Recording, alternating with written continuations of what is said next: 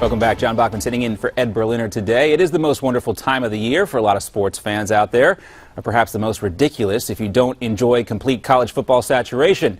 There's also a controversy over Sports Illustrated's Sportsman of the Year. Some people thought an animal more appropriate than man. We're talking about species, not sex. Also, is it time to call sports fantasy sites like FanDuel and DraftKings what they really are, online sports books? And finally, we'll talk about LeBron James proving once again it's not always so glamorous sitting courtside. With us now, Rick Horrow, CEO of Horrow Sports Ventures, and Kate Delaney, NBC Sports radio host and author of Invade the Man Cave, Sports Secrets Guys Don't Share. It's great to have you both with us. Let's start with the Sports Illustrated Sports Woman of the Year, I should say. It was American Pharoah the horse versus Serena Williams, but some people were complaining because they didn't go with the horse. Rick, what's up with this? What's up with it is we have a horse that's won the Triple Crown for the first time in millions of years, a horse that, frankly, is now out to a prolific stud opportunity, has an incredible endorsement portfolio, is kind to his owner, frankly, is one of the best athletes of our generation. And then there's Serena Williams. So, you know, the bottom line is you could go with either the two-legged or four-legged variety. And as I understand it, obviously there has been a precedent set. Secretariat was the Horse of the Year years ago, so there's no reason why you can't have a four-legged recipient as well as a two-legged recipient. Maybe Serena riding American Pharoah. How's that? But that would be interesting. They should have gone with that picture instead. But, Kate, when you look at Serena's year that she had, overcoming a lot of injuries, battling back from being behind in a lot of those matches, it's unrivaled in men's and women's tennis. I have to agree with Sports Illustrated on this pick for what Serena was able to accomplish this year, and perhaps maybe the best professional athlete in any sport in terms of dominating her field. What do you think? Yeah, John, I totally agree with you 100%. I mean, listen, she lost 3 matches the whole year. She got knocked out. She almost had the natural Grand Slam. She just lost in the semis to Roberta Vinci. And it's just an incredible run. You think of what an emotional year, too, because she finally went back to Indian Wells after leaving the court and never coming back since 2001. She's 34 years old. In tennis, when you're a woman, 30 is an old lady. I think she deserved to be on the cover. I just got mine, ironically, an hour ago in the mail. I read it cover to cover before we got on the air because I was so fascinated by it. I've interviewed her. I think she's incredible. I just think she has her character assassinated all the time. Oh, yeah. She's had to deal with a lot of scrutiny, a lot of unfair scrutiny as well. Let's talk about these online fantasy sites. The Washington Post reporting today that Maryland officials are now reviewing online fantasy sports operations. They're under scrutiny in New York, and we can understand why they'd be under scrutiny in Nevada. But, Rick, can we just call these things what they actually are, online sports books? Well, no, because you can call them legal under the 2006 iteration of the internet gambling law that's been evolving. That was done, by the way, at a time where fantasy was in a far different place.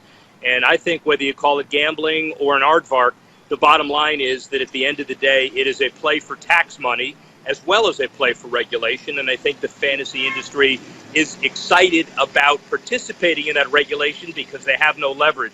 And by the way, I think Kate is only supporting Serena because she doesn't want to get her mad. American Pharoah can't get mad because he can't speak. He's got when you put out, he's got a pretty cushy gig. I don't think he's complaining at all. I think it's personally time just to legalize online sports books anyway, because you can go and bet in someplace in Costa Rica or overseas in Ireland. What's the big deal? I agree with you, Rick. This is about these states. You look at New York, you look at Maryland, the People's Republic of Maryland. They just want the tax revenue. Don't you think, Kate?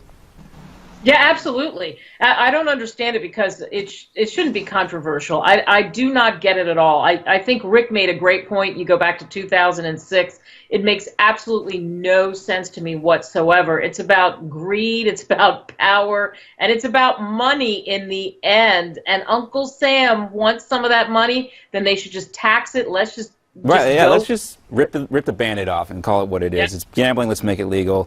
Nobody really cares because they'll do it anyway. Let's talk about the college football bowl season. I am a college football junkie. This is the sport that I follow closer than any other. And so I binge towards the end of the year here because we go so long without college football. But, Rick, is this really doing anybody good? You see so many empty seats during these bowl games.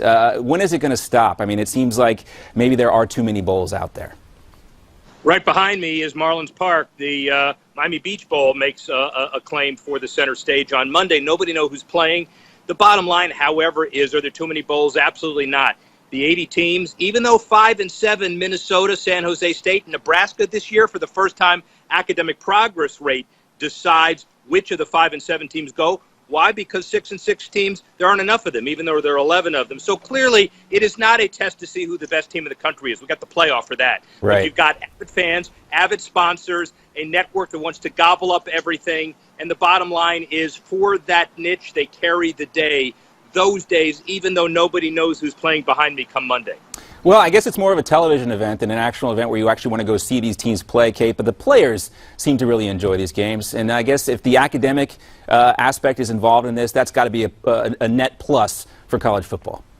I agree. And plus, to Rick's point, I don't think there are too many bowl games either. Finally, we have a playoff system, so that's the beauty. Year 2 of that, we'll have a national champion. And for the other schools, it's about money, too, because the bigger bowls bring in big money. Think of the Fiesta Bowl and think of Notre Dame and what that means to Notre Dame, for example. I guess there's some revenue sharing, too. One last thing we got to talk about, less than a minute to go. LeBron taking out Jason Day's wife courtside. Is fan safety an issue, or is it incumbent upon the fans to be more aware at these games? Well, it's incumbent upon the fans to be more aware, especially if they pay the big bucks for the courtside seats. But you can't put the netting that you're going to put at baseball stadiums between the fans and the players on a basketball court. You've got to be a little careful. Jason Day, by the way, you see the film of him. I guess he's got to protect his. You got to take one for the wife, guys. Unfortunately, we're out of time. It's great to see you, Kate Delaney, Rick Horrow. We'll see you guys again soon.